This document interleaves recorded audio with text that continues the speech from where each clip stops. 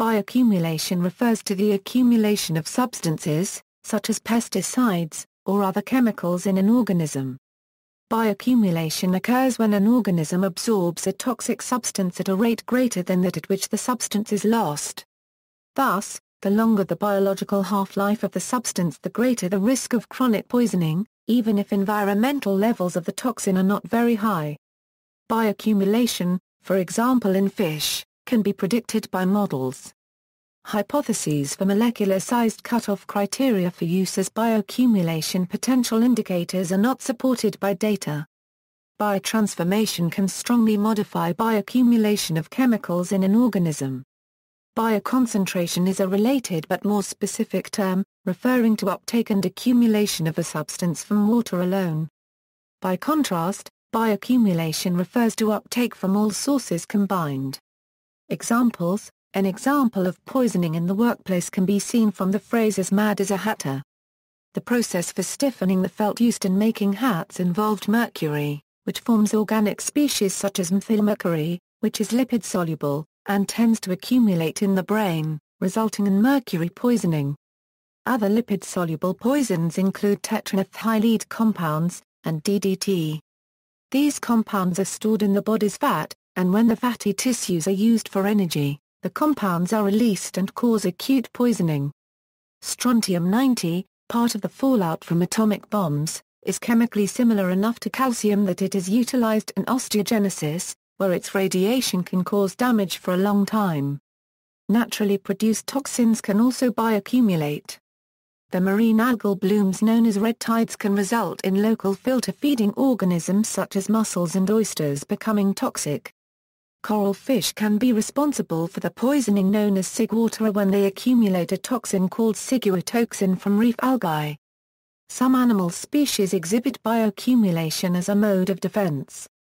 By consuming toxic plants or animal prey, a species may accumulate the toxin, which then presents a deterrent to a potential predator. One example is the tobacco hornworm, which concentrates nicotine to a toxic level in its body as it consumes tobacco plants. Poisoning of small consumers can be passed along the food chain to affect the consumers later on.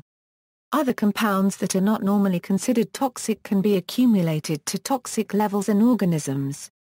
The classic example is of vitamin A, which becomes concentrated in carnivore livers of, for example, polar bears. As a pure carnivore that feeds on other carnivores, they accumulate extremely large amounts of vitamin A in their livers.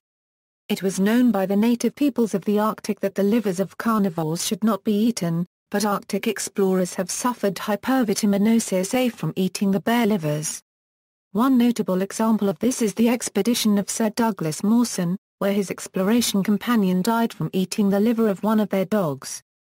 Coastal fish and seabirds are often monitored for heavy metal bioaccumulation. In some eutrophic aquatic systems, biodilution can occur.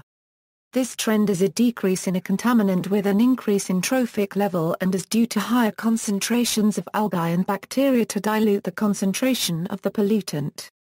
See also, biomagnification, chelation therapy, International POPs Elimination Network, persistent organic pollutants, phytoremediation, list of environment topics.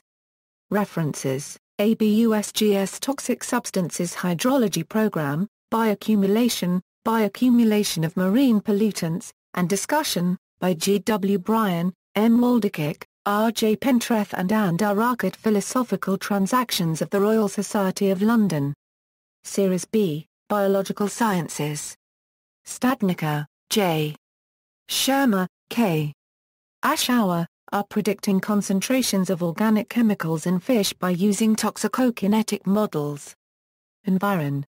Sci. Technodoi, 10.1021/is204378, John Arnott al. Molecular-sized cutoff criteria for screening bioaccumulation potential, fact or fiction? DOI, 10.1897/IEAM 2009-051.1. Aschauer, R. Hintermeister, A. O'Connor, I. Ilumalu, M. A.L. Significance of xenobiotic metabolism for bioaccumulation kinetics of organic chemicals in Gomaris pulex. Environ. Sci. Technodoi, 10.1021/is204611H. External links, http www.marietta.edu102/2 Bioma95 HTML, http www.mhhe Cormus Boulder 3, http Toxics USGS Gov Biomagnification HTML, http www.pbtprofilea.net/ criteria.asp, http www.icatoxmodels.org Bioaccumulation Biotransformation /